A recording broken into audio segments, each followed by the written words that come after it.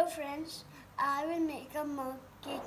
We need oil, flour, milk, baking powder, sprinkles, eggs, chocolate chips, chocolate powder.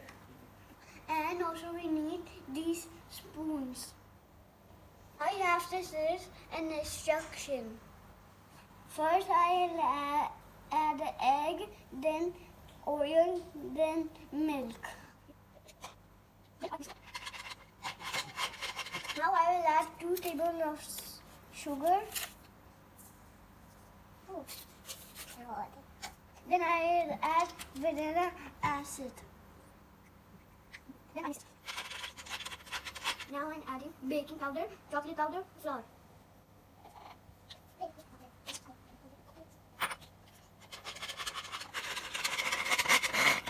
I am adding chocolate chip for more flavors. I transfer my mixer to my mug. Now I will add some sprinkles. I'm putting my mug in the oven for 1 minute. I am setting the time for 1 minute. Cake is ready.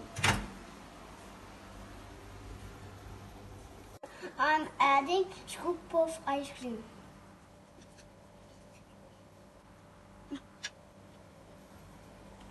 Hope you like my recipe.